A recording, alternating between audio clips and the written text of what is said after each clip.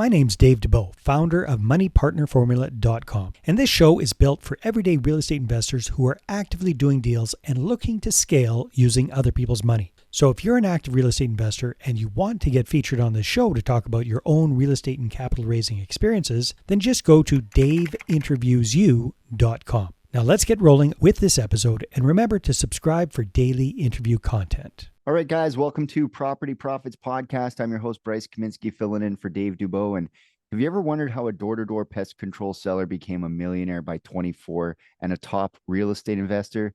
Today, my guest, Blake Erickson, has quite the journey to share. Blake, welcome to the show. Great to have you here. Excited to be on, man. This is going to be a blast.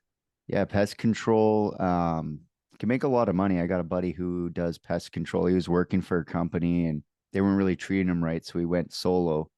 And now he's making like 2 or 3 times what he was making before. So did you start with pest control or did you start with real estate? How did that go?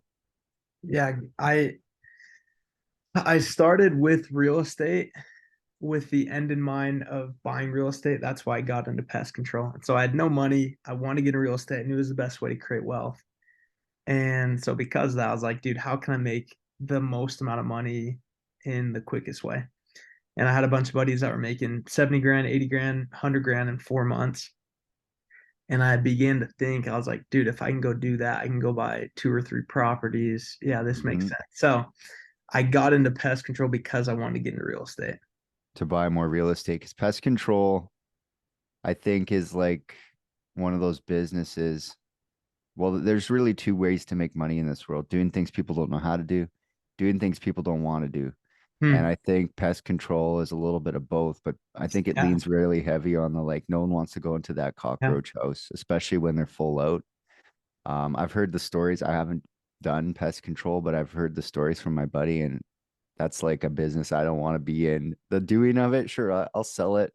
I'll go and sell that all day, but I do not want to do that. So yeah, fortunately we stay on just the sales side, fortunately, so I don't have to mess with them too much. Yeah, he does the whole thing. He buys it and he sells it. And so does all the work, gets in there full suited up. And yeah, you know, there's a reason he's driving that paid for and full Mustang. You know, it's a very lucrative business because pests don't stop. So how long did it take you to get into real estate once you started in on the pest control money? Dude, so my journey is funny because so when I was 20 years old, I had just gone back from mission. So I had no credit, no history, anything. Didn't make any money because I did it for free. And so when I did my first year of door-to-door sales in pest control, I went out and I made 118 grand. And I tried to buy a house. And I tried and I tried and I tried. And I kept having the problem that I couldn't get qualified. Yeah. Just due to not having any history, due to not having any like W-2, anything like that. And then obviously I was 1099, so it made it a little more difficult. So what I did my second year, instead of waiting for my tax returns to come back, I was stupid, dude, and I just bought a house in cash. So I went out to Kentucky and bought a $110,000 duplex, just paid for it in cash. And that was my first real estate investment. So it took me about a year and a half to get my first property. And then soon after that, dude, I just got the bug for it. Bought a fourplex, house hacked again. And it's just been a fun journey ever since. So what does the portfolio look like these days? So I try to do a house hack every year. So I have 3 houses in Utah that are duplexes. I have that fourplex duplex still, and then I have 2 little tiny homes out in Idaho. And yeah, that's all been created here in the last 2 years. So it's been fun. So all of it has been self-financed. You've been buying these properties on your own dime, making the cash on one side and putting it somewhere on the other.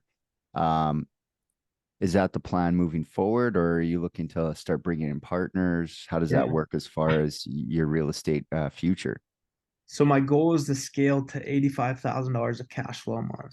And so in order to do that, I need to apply a ton of leverage, a lot of leverage capital, a lot of leverage of people, collaboration. And so I am getting more creative with partnerships, very open to partnering. I'm Mm, more creative with how to leverage capital, private money, partner money, my own funds. And so anything that gives me a good cash on cash. So if I need a partner, if I need to use outside funds or my own, uh, mm. while still scaling to hit the goals that I want to hit in my portfolio, I'll do. So I'm going to get creative as it takes. Nice, nice. So why real estate in the first place? Let's go to the beginning. Like on that first purchase, what got you excited or what got you interested in real estate in the first place? Yeah, so I always say you could give me 10 million bucks today, but until I have reoccurring income coming in every month, I will never feel free. Yeah, 10 million bucks, you could write me a check right now. I would still not feel free yeah. because I know that there's an expiration date to It's that going check. down. Yeah. Yeah, And so that very thought has driven me towards making sure I put every dime I can into real estate because I want to feel free. And I know I will not feel free until my reoccurring income, my cash flow is covering my bills and my lifestyle. And so yeah, that's why I have that mark at 85K because I believe it can cover my bills and whatever lifestyle I want to create. And that's why I chose real estate. I believe it's the true form of wealth where you're in control. It comes in every month and then you get tax benefits including. And so that's why real estate's been the vehicle for me.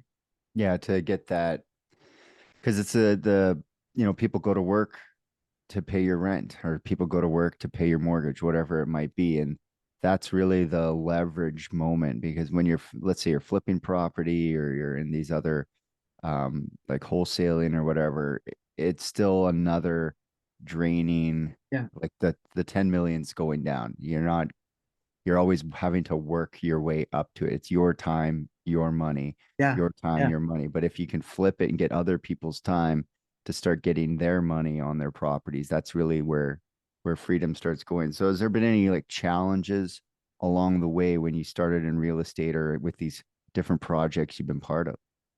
There's always challenges, man. Mhm. Every time I go under contract, the next 4 weeks, bro, is just filled with challenges. So, um, my first house I was ever gonna buy, uh, leveraged in Utah, the first house I was ever gonna house hack.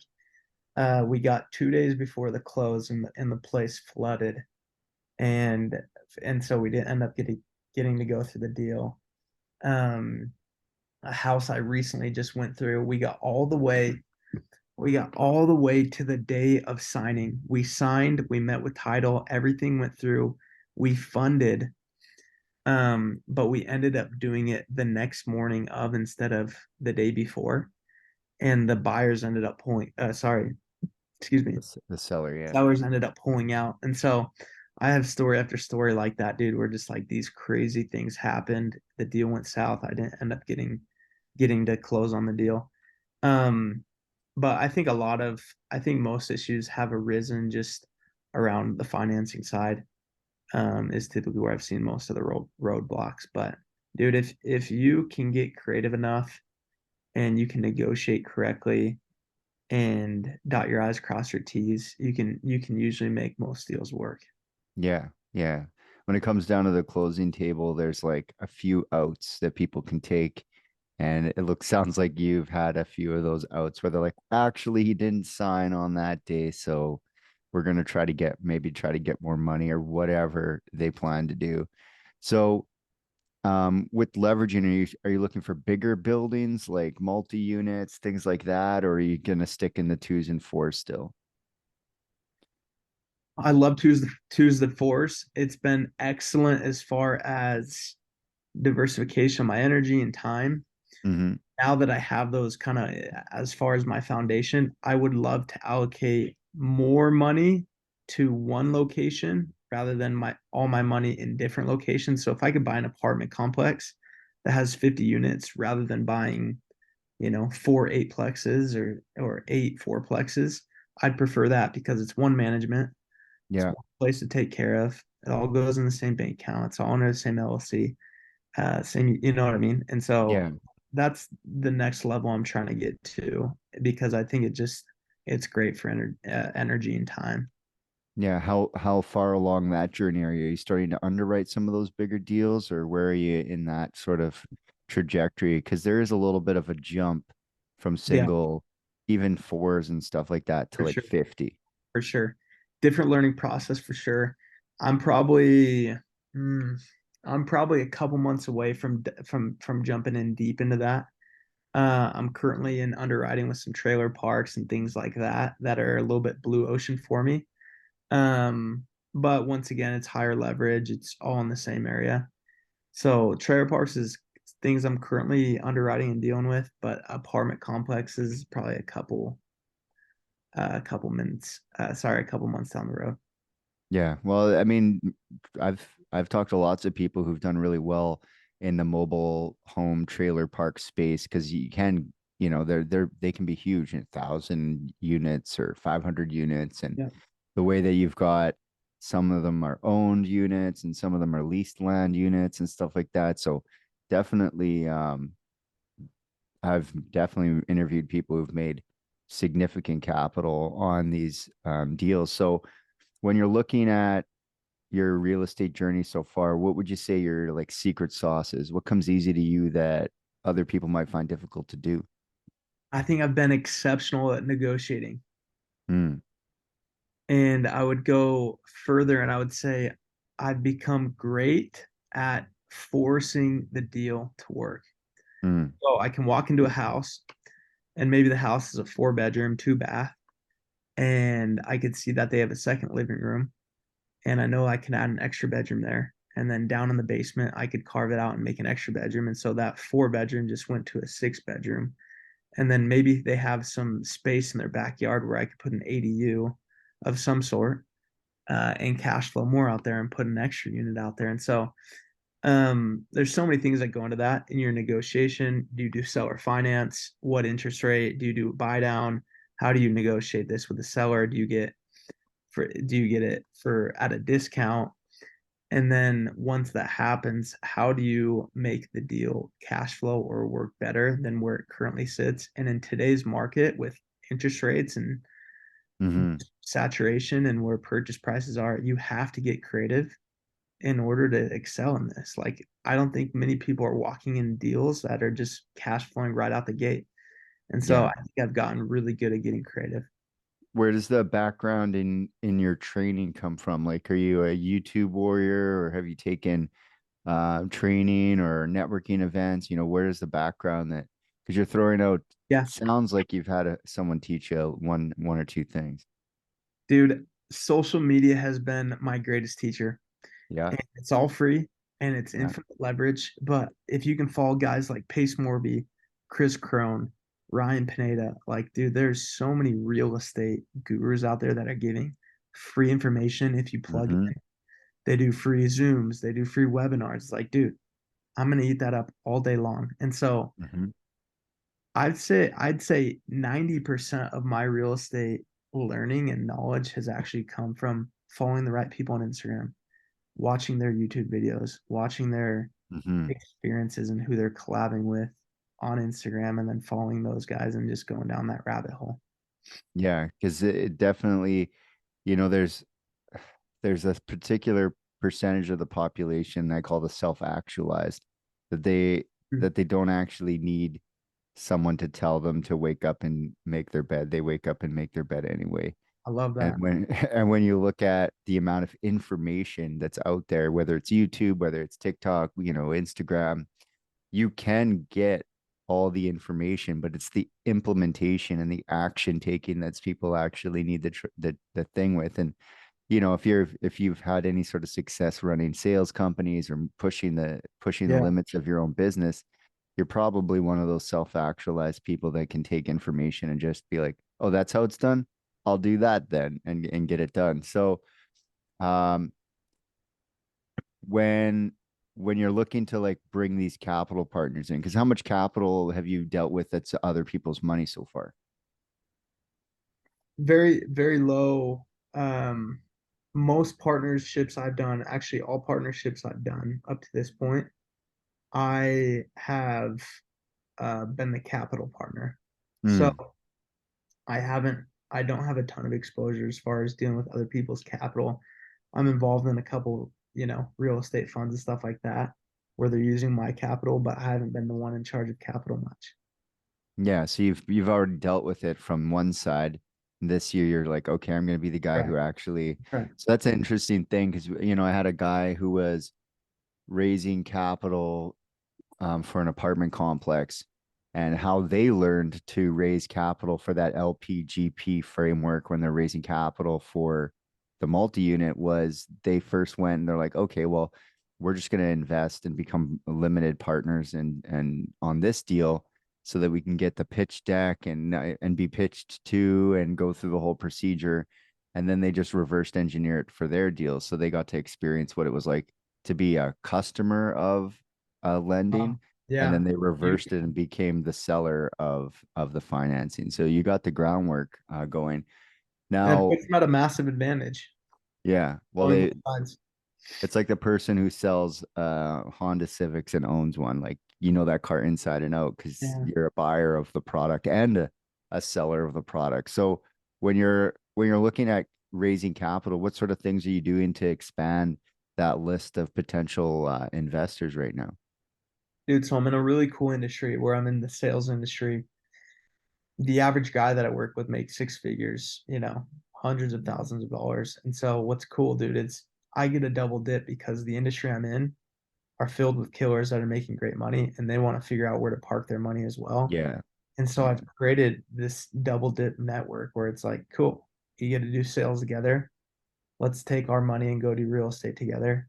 And so it's two birds with one stone. And that organization just continues to grow, fortunately, which continues to grow my network and continues to grow potential capital of people to use.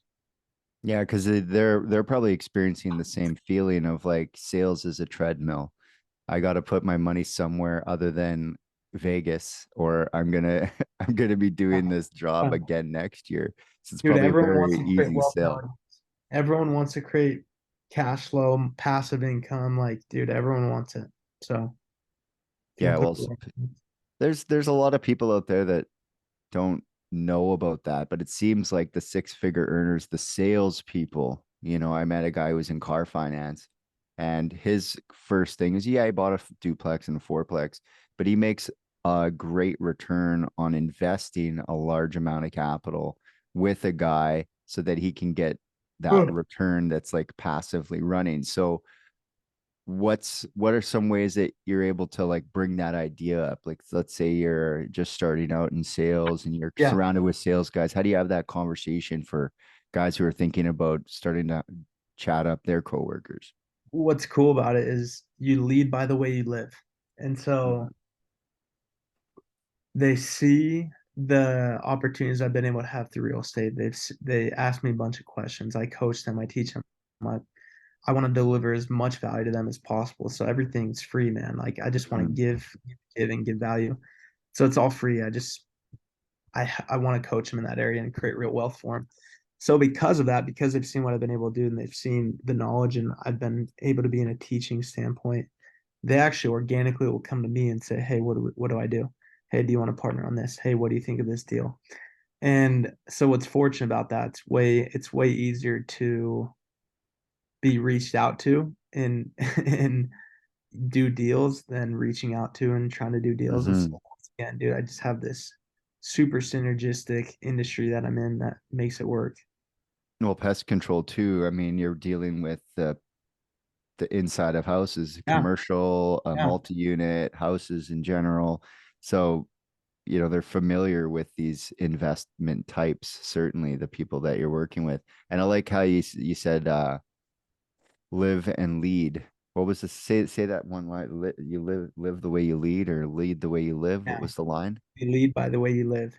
Yeah, because it's interesting because there's some people who just talk about doing things, and then they kind of have to get people to reach out and be like, yeah, reach out to me and I'll teach you how to do this, Right, that, and the other. right. But then there's people like, I think that's one reason why Ryan Panera does so well is people just want his lifestyle, right? And in the like, no trust framework, they like him. they know him and they want to be like him. So they follow him, and then they follow whatever he does. Like, to get his life, I'm going to do what he did. And that's Mm. easy. That's an easy sale. They just want to do the same thing. And I'm sure you get people coming in and going, "Oh, how do I do the same thing you did so I can have what you have?" And it's a very easy sale. So are you starting in on like your pitch decks and things like that as far as the multi-unit space is concerned for raising capital? No, but I need to. These are great questions because you're now pushing me to be like, dude, let's get this done. So I Yeah, appreciate. you gotta look at the pitch deck. My Yeah, advice no, would I be love is it. make it about you and not about the deal, because then you're gonna have to make pitch decks for everything. Just it's always Hmm. about you. That's Mm. where we've had the most success with pitch decks is, my first mentor too, he said, it's not about the deal, it's about the business model and the ability of you being able to pull it off. Because money is an idea backed by confidence. So if you can attract the money, it's because your idea, which is the same thing, McDonald's doesn't sell, Mm. it's going to work really well on this corner. No, it works because we buy at this price, we sell at this price, we do it every day. So it's the business model approach to multifamily, that's just my 2 cents on Beautiful raising advice. I capital. Yeah. appreciate that. I appreciate that. So, what sort of things do you do to build your like no trust? Are you out there on the social media of things? Yeah, I am. I just recently been pouring in my brand. So my Instagram is the Blake Erickson, TheBlakeErickson, and just leveraging that and TikTok and build my brand so I can create a community of people that can serve and impact. My mission is to lead, impact, and inspire people. And so if I can do that through real estate, if I can do that through sales, if I can do that through life, family, religion, that's my mission. Speaking like a guy who's in his like 30s, but the input survey says 24. How old are you today? Yeah, so what I'm 25 years old. I just forgot. I'm 25 years old, so I wrote that a year ago. Um, my bio, and yeah, it's been a fun journey. It's crazy to see what happens in a year and in 2 years and in 3 years. So it's been fun. What would you say to guys in your age bracket? Because I'm about to turn 40, so you're not talking to me. But there's a little bit of I guess you'd call it deferred responsibility below the age of 25. I'll do it when I'm 25. Right, I'll take right. things more seriously when I'm 25. Um, what got you to take things more as seriously as you've taken them at such a relatively young age when you look at real estate and people, they start in their 30s and 40s and Yeah, 50s. I've always desired to be different, and I want to be unique. I want to be original. I want to be rare, and it's rare, to be a millionaire by 24 or to have X amount of real estate by 23. And that drives me. That game, like those outcomes, those results drive me. And so for anyone that's out there that's prolonging their life, you're also prolonging your lifestyle because my mentality is, dude, the sooner I can get wealthy, the sooner I can go live the dream, the lifestyle, everything that I want to live. And so I would rather grind like crazy when I'm 19, 20, 21, 22 to 29 years old than grind like crazy when I'm 35, 40, 45. And so I'm going to retire by 29. And then for the rest of my life, I got 70, 60, 50 years, whatever it may be, to live exactly how I want to live. And most people, they get to do that for 10, 15, 20 years. Yeah, it's like a reverse. They're going to Yeah, spend I'm 50 flipping it on its years, head, dude. 60 years doing what they have to spend the golden years You that got they it. call the golden years doing what they want to do, if they even can, if they were even put it together by that point even. So what would you say was, because now I'm curious, what would you say, what was the moment where you decided this? How I old were you? What was it? I saw one person. Okay, he told me he retired by 35. It was the Mm, first person I ever met that was retired before like 55 or 60. yeah. And all it took for me was that one person. And I realized, I said, my mind had barriers and blocks up where that I couldn't fathom at 35 years old never needing to work again because of how I was conditioned and how I grew up. That was never like I didn't know Mm-hmm. anyone like that. And so when I first heard that and I saw that and I saw it was real, I was like, I want to do that. Mm-hmm. Why don't I do it sooner too? Why don't I even do it more? Why Yeah, don't I let's even lower it create? bar even more. Yeah. So it just took one, dude. Just took evidence of one. And dude, if I can be evidence to anyone out there, it'd be the biggest blessing ever, man. I'd love that. So how old were you when you had that moment? I was 20 years old. So so to help people realize that moment for themselves, was it an event or a thing, or like how did that universe connection happen for you so that other people can maybe try to follow that path? Yeah, look, find people that are living the life you want to live and who are being who you want to be. And Mm, what I mean by that is this: there's a ton of people that are out there living, they're billionaires and make a ton of money, but they're sad, they're depressed, they're angry, and they're divorced, whatever it may be. I found someone that's living the lifestyle I want to live, but that's an incredible husband that loves God, that's a dad, and that was the lifestyle I wanted, and that was who I wanted to be. And so I would seek it out. Oftentimes we wait for it. We'd like, cool, hmm.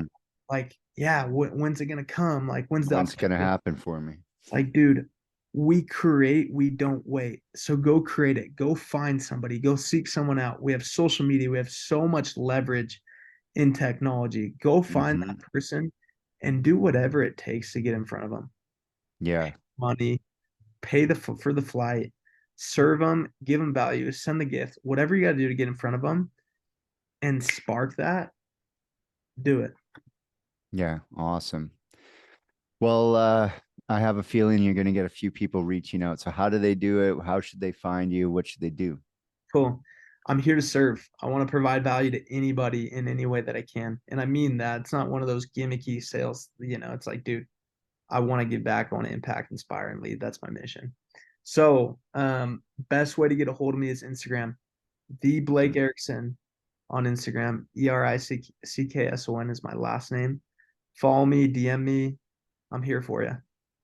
Awesome, awesome. Well, that was a very inspirational episode.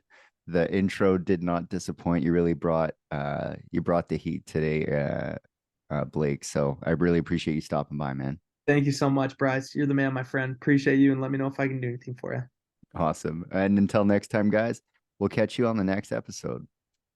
Hey there, I really hope you enjoyed that episode. And as always, if you want to listen to more daily interview content, make sure you subscribe. And if you're an active real estate investor and you're doing deals and you'd like to get featured on this show, then just head over to daveinterviewyou.com. Now at moneypartnerformula.com, we help real estate investors to create a process for predictably getting capital so they can do more deals without relying on hard money lenders or the banks.